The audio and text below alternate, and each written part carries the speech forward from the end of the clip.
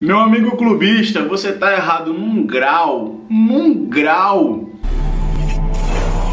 Fala galera, Rafael Marcos Oliveira para mais um vídeo para vocês. No vídeo de hoje eu vou falar para vocês 5 jogadores, top 5 jogadores que todo analista, todo treinador adora, mas todo torcedor odeia, todo torcedor critica.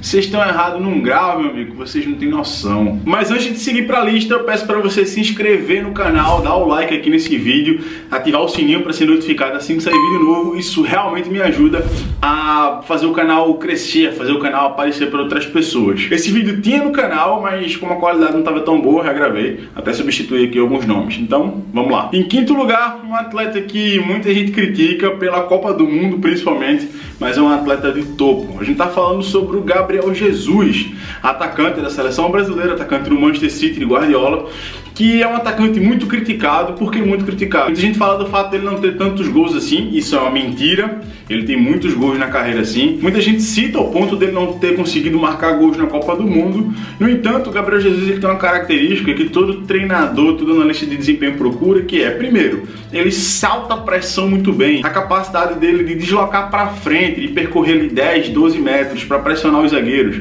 para pressionar os volantes, deslocamento lateral também para tapar linhas de passe e impedir a progressão em fase de construção do adversário, é muito forte. Isso faz com que todo treinador, todo analista de desempenho goste de ter o Gabriel Jesus no elenco, goste de ter ele ali, ou titular, ou como opção. Então ele é como o Guardiola fala, ele é um fighter, né? Ele é um lutador, ele é muito forte nesses movimentos, e além disso ele é um 9 móvel, ele é um 9 que gera jogo, como a gente fala, como a gente chama. Então ele sai da área para jogar associado, ele sai da área para uma tabela, ele tem um para um relativamente forte, ele finaliza dentro da área bem. Então ele é um 9 que te entrega muito jogo, um 9 que vai te entregar alguns gols na temporada, e um 9 que além disso ainda salta a pressão. Ele consegue ali em organização defensiva marcar a saída de bola do adversário, pressionar a primeira fase de construção do adversário, de modo a impedir que o adversário saia confortavelmente e ajudar muito do ponto de vista defensivo. Então não, ele não é um volante jogando de 9, de atacante, muita gente fala isso, né? Brincar, ele é um volante jogando de 9, não, ele é muito bom jogador. Vou mostrar aqui pra vocês alguns números dele, sobre essa ideia de que o Jesus não faz tanto gol, o Jesus não é um 9 que não faz tanto gol. Será que isso é verdade? Segundo o site 00, primeira temporada como profissional, de fato, o Gabriel Jesus foi 2015, ele fez 37 jogos e 7 gols, né? Então ele chegou no profissional com 7 gols, depois 46 jogos e 21 gols. 2016 é o ano que ele explode, né? O ano do título, campeão olímpico, campeão brasileiro pelo Palmeiras. Depois chegou no Manchester City fazendo 7 gols em 11 jogos, é bastante coisa. E depois disso, né? 21 gols, 23 gols, e na temporada atual tem 13 gols, tem sido a temporada mais fraca dele. Então, de fato, o Gabriel Jesus é um 9 que te entrega gol e te entrega tudo isso que eu falei anteriormente. A gente pega muito no pé dele, muito por conta da Copa do Mundo, muito por causa da Copa do Mundo. E na posição número 4, o Thomas Müller, o atacante alemão, o carrasco da seleção brasileira. Muita gente fala que o Thomas Müller é cintura dura, que o Thomas Müller ele não é tão habilidoso, né? Que ele é caneleiro, né? Caneludo, né? Dependendo da região do Brasil onde você tá. Mas na verdade o Thomas Müller é um jogador extremamente técnico, um jogador que dificilmente erra o que se propõe a executar. Agora, ele não executa aquilo que ele não sabe, né? Ele não vai partir para uma situação de 1 contra 1, de drible, de desequilíbrio, se não é a dele. Ele é um jogador que gera jogo, que constrói. Ele é um jogador que consegue jogar na frente, em todas as posições. Consegue ser 9, consegue ser segundo atacante, consegue ser 10, consegue ser extremo. Quando está em organização defensiva, ele consegue, por exemplo, se juntar na linha dos meias, né? Na linha dos médios, e fechar a linha ali também com bastante qualidade, com bastante desenvoltura. Então ele gera muito jogo para a equipe, como eu já falei anteriormente. E além disso, ele é um coringa, digamos assim. Ele consegue jogar em várias posições diferentes e bem, tecnicamente muito afiado. Erra muito pouco, né? Inclusive característica de muitos jogadores da Alemanha, né? Que erram muito pouco. Então ele tem essa característica. Dificilmente você vai ver o Thomas Müller errar um passe bobo, você dificilmente vai ver o Thomas Müller tentar fazer algo que ele não consegue fazer e errar. Então, por essa característica, por esse fato dele e pela consolidação, desempenhando em alto nível, né? Sempre finais de Champions, né? Ali nas fases finais de Champions, sempre com a seleção alemã, batendo coisas grandes na carreira, campeão do mundo, campeão de Champions, um currículo vastíssimo. Thomas Müller é injustiçado pela percepção do bom jogador que ele é, principalmente no Brasil. No Brasil a gente põe ele muito pra baixo, fala muito sobre o jeito dele, né? Ele é desengonçado, ele é caneludo, ele não é tão bom tecnicamente. Isso não é verdade. O Thomas Bira é um jogador de altíssimo nível, é um dos jogadores que seria titular provavelmente na maioria das equipes no mundo de alto nível hoje. Em terceiro lugar, um jogador caseiro. Vamos para um jogador do futebol brasileiro que, enfim, divide opiniões, mas tem vídeo dele no canal, tá passando aqui no card agora, que é o William Arão. O William Arão é um segundo volante que se tornou o primeiro volante com Jesus, de nível muito alto para o futebol brasileiro, muito competitivo, muito bom passe. Quando jogava de segundo volante, tinha uma boa chegada na área também, uma boa entrada na área. Quando tá dentro da área, né? Lembra quando você estava assistindo o jogo antigamente e a bola caía no pé de um primeiro volante, de um zagueiro, e o narrador dizia assim, e aí ele finalizava para fora, o narrador dizia assim, caiu no pé errado. Com o William Arão não tem isso. Quando cai em situação de finalização na área, ele tem qualidade suficiente para conseguir finalizar bem, para conseguir, se não for gol ali, é quase gol. Então o Arão é um primeiro volante no nível muito alto para o nível do Brasil, muito competitivo, muito bom passe. O que é que se falava muito dele, né? Que ele era preguiçoso, né? Que ele era um volante que não tinha tanta pegada, não tinha tanto deslocamento, tanta mobilidade. E de fato essa crítica fazia sentido na altura, mas desde 2019, com a chegada do Jesus, que ele vem num nível muito alto e ele mudou essa característica. Ele deixou de ser um volante com poucos deslocamentos para ser o contrário, para ser um volante de muita pegada, um volante de muito duelo, muito competitivo. Então a passada do Mister, né, no Brasil fez bem para ele, e a saída do Mister ele continuou performando bem. Acho que pelo histórico, a torcida do Flamengo ainda pega muito no pé dele por aquilo que ele... ou seja, quando tem uma situação de crise, é o mais fácil a ser apontado. É lugar comum falar mal dele.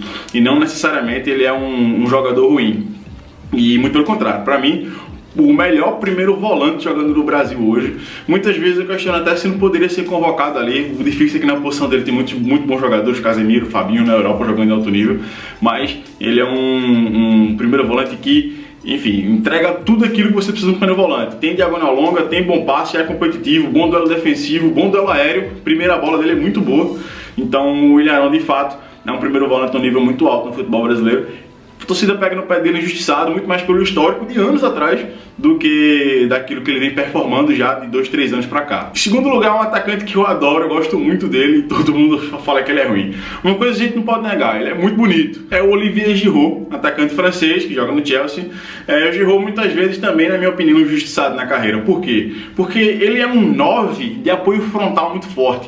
Geralmente o 9, quando ele tem um apoio frontal muito forte, significa que ele vai fazer outros jogadores jogarem.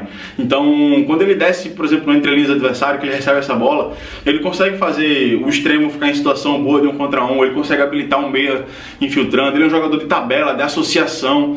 Então, ele é um jogador que briga pela primeira bola muito bem. Quando você vê ele, por exemplo, jogando na França, que ele joga ao lado do Griezmann, os dois se entendem muito bem. Fazem ali aquilo que na análise a gente chama de vantagem socioafetiva, né?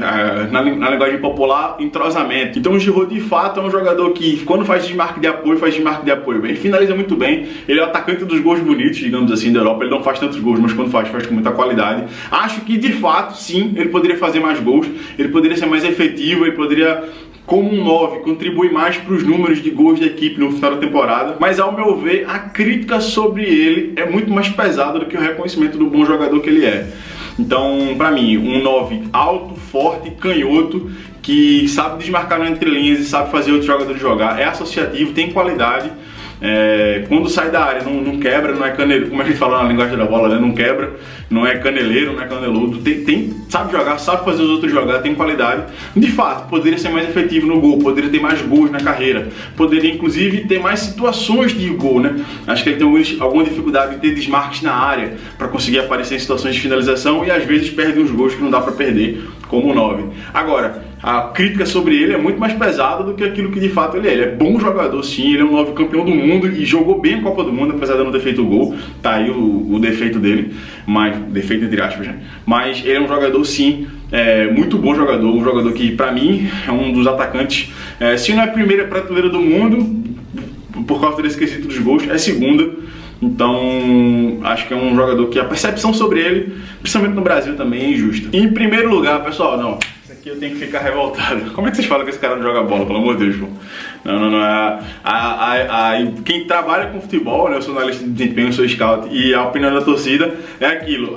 Quem trabalha com futebol vai num caminho e a torcida vai no outro completamente diferente. Acontece. O jogador mais injustiçado, o jogador que todo treinador adora, todo analista de desempenho adora e que a torcida pega muito no pé, é o Fernandinho, volante da seleção brasileira, né? Ex-seleção brasileira, já não é convocado há algum tempo, e Manchester City. Cara, quem entende um pouco sobre o jogo de posição vai conseguir entender o quão bom jogador é o Fernandinho. O Fernandinho, ele é um primeiro volante que se adaptou ao primeiro volante. Ele não era o primeiro volante até a chegada do Guardiola. Ele era um 10, no Shakhtar virou segundo volante e no City virou primeiro volante. Então isso já é necessário você contemporizar. E ele, como primeiro volante, cara, o que ele acha de passe, o que ele constrói, a leitura, o entendimento. O Fernandinho tem bola no corredor central, tem bola no meio campo, ele olha para um corredor, olha para o outro, ele faz a leitura perfeita de qual corredor jogar, qual corredor que está mais denso, qual corredor que ele vai encontrar o jogador que vai gerar vantagem para ele. Assim, o nível de percepção é absurdo, é um treinador, a cabeça de um treinador jogando em campo. Agora ele está na fase final da carreira, fisicamente já não suporta tantos jogos. Ele sempre como primeiro volante teve uma dificuldade, né? Ele é competitivo, sim, ele é forte num contra um, sim, mas ele não é tão forte, ele não chega tanto como o primeiro volante tem que chegar, até porque não tem corpãozinho para isso, né? Ele não tem, apesar de tentar praticar um jogo de imposição física, ele muitas vezes perde duelos que não poderia perder, principalmente naquela altura do campo, porque ele de fato não tem característica física para isso, né? Como o Casemiro tem, como o Fabinho tem. Então nesse quesito de fato ele fica mais para trás. Mas cara, construindo, ele é absurdo, é sacanagem, sensacional. Os passes que ele encontra, as janelas que ele encontra, é de outro mundo. Quanto de jogo ele gera, o quanto de jogo ele provoca.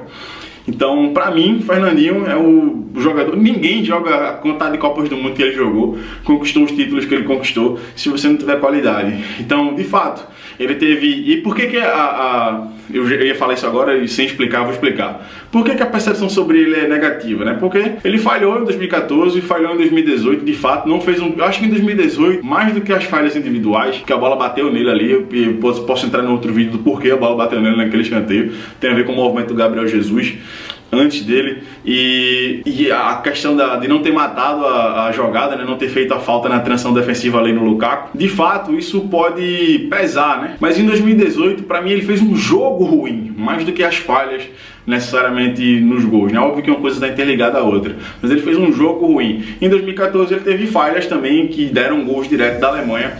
Em 2014, no fatídico 7-1. Então, de fato, sim, ele tá marcado em grandes derrotas da história da seleção brasileira, mas a gente não pode anular, não pode colocar no esgoto tudo aquilo que ele fez. Ele tem uma carreira belíssima, ele é um jogadorzaço, um jogador que talvez se tivesse sido melhor aproveitado enquanto texto de seleção brasileira, principalmente em 2014. Ele poderia ter gerado mais frutos para a seleção brasileira, poderia ter sido um jogador diferente. A percepção sobre ele, talvez se ele tivesse um contra-comando ali, fosse outra, se as coisas tivessem corrido bem, digamos assim. Mas é um jogador que de fato é diferente na forma como olha para o jogo, na forma como constrói, na forma como encontra passes, na forma como faz o jogo andar, como faz circular a bola de um corredor para o outro. Não, é um jogador que, mais do que o passe por si só, é a intenção que ele coloca nas ações. Quando você percebe as intenções que ele coloca nas ações, você vai conseguir ver ali, você vai conseguir ver um outro jogo. Olhar o jogo pela ótica do Fernandinho é ver um outro jogo. É igual o Busquets. Olhar o jogo pela ótica do Busquets é ver um outro jogo. Pela ótica do Xavi é ver um outro jogo. O Fernandinho é a mesma coisa. Olhar o jogo pela ótica do Fernandinho é outra coisa. E pra mim, é o jogador mais injustiçado dessa lista aqui. Bom, galera, se você quiser aprofundar o seu conhecimento em análise tática de futebol, eu te convido a clicar no link que está na descrição. Aqui está a maior comunidade de análise de jogo do Brasil. Quase 400 membros, muita gente ali debatendo sobre futebol, falando sobre futebol com profundidade. Se você está cansado desse debate de mesa redonda, das TVs fechadas, que ou é só resenha, eu gosto da resenha, mas também não é só resenha que eu gosto, né? Eu gosto de ver outras coisas mais profundas. Ou é somente aquela ladainha de se o atleta jogasse no Brasil, não fazia um gol. Se o Real Madrid jogasse na Série B, se você não gosta desse papo, quer aprofundar no futebol, quer aprofundar sua visão sobre o jogo, clica no link aqui da descrição que você vai encontrar um ambiente com 400 membros debatendo futebol com profundidade todos os dias. Então, lives interativas, aulas gravadas, quase 180 conteúdos dentro da plataforma exclusiva dos membros, onde você vai encontrar ali lives, conteúdos gravados, conteúdos de 2 horas. Eu costumo dizer que é a Netflix do futebol. Quer aprender sobre conhecimento tático no futebol?